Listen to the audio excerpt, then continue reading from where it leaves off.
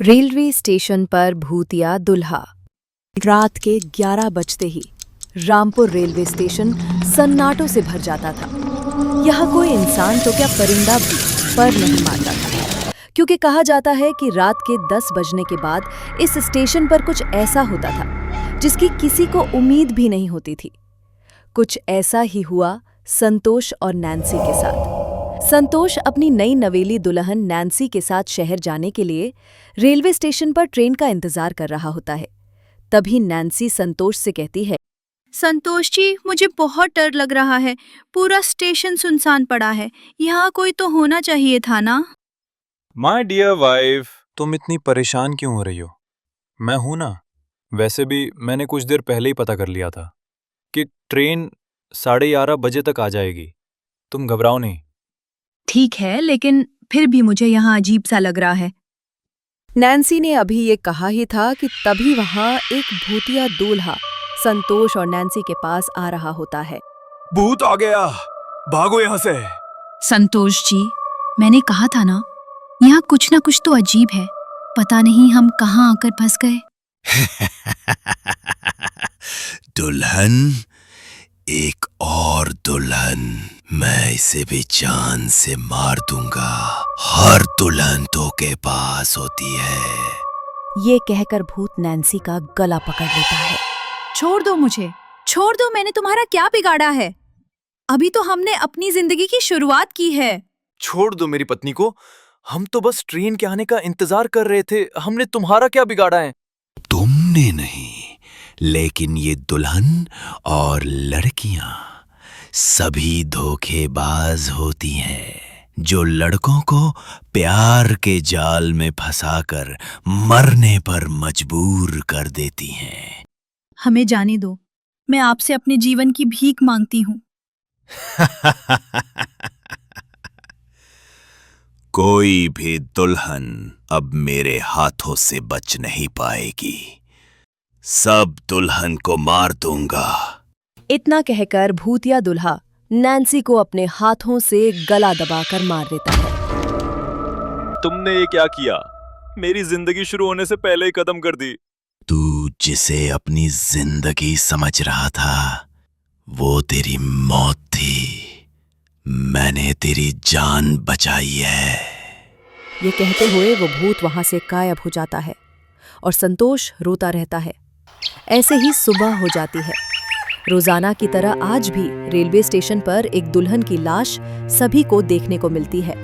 वहां के लोग ऐसी घटना से वाकिफ थे, लेकिन ये किसी को नहीं पता था कि आखिर कौन और क्यों इन दुल्हनों को मौत के घाट उतार रहा है। ऐसे ही एक नया जोड़ा शादी करने के लिए ट्रेन से सफर कर रहे थे। राजन, अब हम भागकर शादी कर तो रहे हैं, लेकिन ये मुझे बिल्कुल भी अच्छा नहीं लग रहा। अच्छा तो मुझे भी नहीं लग रहा कोमल, लेकिन क्या करें। तुमने और मैंने अपने परिवार को मनाने की बहुत कोशिश की, लेकिन आखिर में क्या हुआ? उन्हें तो बस अपनी इज्जत और अपना गौरव दिखाई देता है। सही कह रहे हो राजन, लेकिन तुम मुझे छोड़कर कहीं भी जाओगे तो नहीं ना? मैं तुमसे बहुत प्यार करती हूँ। नहीं कोमल, मैं तुम्हें कभी छोड़कर नहीं जाऊंगा। हमें बस एक दूसरे से मौत ही अलग कर सकती है। दोनों अभी ऐसी बातें कर ही रहे होते हैं कि तभी अचानक से एक आवाज आती है। तुम्हें मैं कर दूंगा अलग, इस लड़की को मौत की नींद सुलाकर। राजन, मुझे बहुत डर लग रहा है। मैं तुमसे दूर नहीं जाना चाहती। कोमल ने इतना बोला ही था कि तभी वहां पर भूतिया दूल्हा आ जाता है। एक और धोखेबाज लड़की, जो झूठे साथ जीने मरने की कस्में खा रही है। तू भी इस लड़के को मेरी तरह मरने के लिए छोड़ देगी?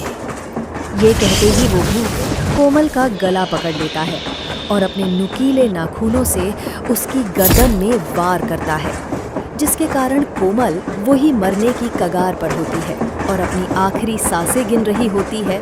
एक और मजनू की मौत होने से बचा लिया। मैंने तेरी जान बचा ली। तुमने मेरी जीते जी दुनिया उजाड़ दी। मैंने जिसे चाहा तुमने उसे ही मार दिया, और कहते हो कि तुमने मेरी जान बचा ली। तुम एक शैतान हो और कुछ नहीं बस। नहीं नहीं नहीं, तुम मुझे ऐसा मत कहो। तुम कुछ नहीं जानते हो इन लड़कियों के बारे में। मैं बताता हूं अपनी दर्द भरी दास्तां, फिर तुम्हें पता चलेगा कि लड़कियां कैसी होती हैं। आज से 16 साल पहले मेरी जिंदगी बहुत ही हसीन और खुशियों से भरी हुई थी।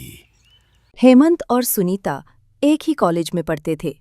दोनों एक दूसरे से प्यार करते थी, लेकिन ये वो समय था जब जात पात बहुत ज्यादा मायने रखती थी। सुनीता, हम दोनों के प्यार का क्या होगा?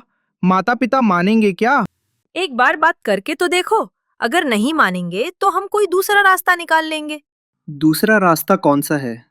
दूसरा रास्ता ये है कि अगर साथ जी नहीं सकते तो मर तो सकते हैं ना। मैं तुम्हारे बिना नहीं जी सकती। ऐसा मत बोलो, हम घर से भाग जाएंगे। तुम कल रामपुर रेलवे स्टेशन पे आ जाना और मैं भी आ जाऊंगा और हम दोनों दिल्ली चले जाएंगे। वहाँ कोई हमें रोकने टोकने वाला नहीं होगा। वहाँ पहुँच के हम सबसे पहले शादी करेंगे। ठीक है। मैं तुम्हारा इंतजार करूंगा। कल या तो हम जिएंगे या फिर मरेंगे। हेमंत अगली सुबह रेलवे स्टेशन आ गया और सुनीता का इंतजार करने लगा। सुबह से शाम हो गई, लेकिन सुनीता वहां नहीं आई। हेमंत को कुछ भी समझ नहीं आ रहा था कि आखिर वो क्या करे। अचानक ही वो ट्रेन की पटरी पर जाकर खड़ा हो गया, जहां ट्रेन अपनी तेज रफ्तार से रेलवे स्टेशन पर आई और हेमंत को चीरती हुई आगे निकल गई। मैंने अपनी महबूबा की बेवफाई और धोखेबाजी की वजह से आत्महत्या कर ली और तब से लेकर आज तक मेरी आत्मा भटक रही है और ये तब तक भटकती रहेगी जब तक मैं उसकी जान नहीं ले लेता। मुझे हर एक लड़की और दुल्हनों में सुनीता दिखती है, इसीलिए मैं उन्हें जान से मार देता हूँ। मैं मानता हूँ कि तुम्हारे साथ बहुत बुरा हुआ है, लेकिन जरूरी नहीं कि हर एक लड़की एक जैसी हो। तुमने मेरे साथ गलत किया है, चले जाओ यहाँ से। राजन ने अभी इतना बोला ही था कि तभी पीछे से सुनीता भूत की स्टोरी सुनकर उसकी ओर चल कर आ रही थी। भूत ने सुनीता को पहचान लिया और बौखला गया। भूत ने तुरंत सुनीता का गला पकड़ लिया और बोला, आ जाए तू मेरे हाथों में, आज तेरी जान लेकर ही रहूंगा। आज मुझे तुझसे कोई नहीं बचा सकता। मेरी बात तो सुनो, मैं तुम्हारी कहानी सुन के ही यहाँ आई हूँ। मैं इस कोच की अगली सीट पर बैठी थी। तभी सुनीता का पति अपनी छोटी सी बच्ची के साथ वहां पर आता है। सुनीता ने तुम्हारे बारे में बताया था। तुम्हारा नाम हेमंत है। इसमें सुनीता का कोई कसूर नहीं है। उसे एक बार बोलने का मौका तो दो कि आखिर उस दिन क्या हुआ था। हाँ भूत अंकल, मेरी मम्मी को छोड़ दो, वो बहुत अच्छी है। मैं आपसे रिक्वेस्ट करती हूँ। आरुषि की मासूमियत भरी बात सुनकर भूतिया हेमंत सुनीता का गला छोड़ देता है और कहता है, बोलो क्या बोलना चाहती हो? हेमंत, उस दिन मेरे पिताजी ने मुझे कमरे में बंद कर दिया था, लेकिन फिर भी मैं जैसे तैसे उस रात वहाँ आई थी। मैंने तुम्हें उस रेलवे स्टेशन के चारों तरफ बहुत ढूंढा, लेकिन तुम मुझे कहीं दिखाई नहीं दिए। मैंने कई महीनों तक तुम्हारा इंतजार किया, लेकिन फिर भी तुम नहीं आए। मुझे लगा कि तुम मुझे धोखा देकर कहीं चले गए। तुम्हें लगा कि मैंने तुम्हें धोखा दिया है। बस इसी उलझन में हम दोनों रह गए। मुझे माफ कर दो, मैंने तुम पर शक किया। वैसे ये प्यारी बच्ची और ये आदमी कौन है? ये अर्जुन जी है जिनसे मेरी शादी हो गई है, और ये आरुषि है जो मेरी बेटी है। सुनीता, काश मैंने उस दिन तुम्हारा और इंतजार किया होता, तो आज हमारा हंसता खेलता परिवार होता। मैंने आज तक बहुत सी लड़कियों और दुल्हनों की जान ली है, और यही लड़की कोमल भी मौत की कगार पर है। तुम इसे अगले स्टेशन पर अस्पताल में एडमिट करवा देना, इसकी जान बच जाएगी और तुम मुझे मुक्त कर दो। पर कैसे मुक्त होगे तुम? मुझ पे गंगा जल की कुछ बूंदे डाल दो, मेरी आत्मा को मुक्ति मिल जाएगी। जिसके बाद सुनीता भूत पर गंगा जल की कुछ बूंद डाल देती है, जिससे हेमंत को मुक्ति मिल जाती है। वहीं अब रामपुर रेलवे स्टेशन और ट्रेन के अंदर कोई भी हादसा नहीं होता और अब फिर से सब कुछ ठीक हो जाता है।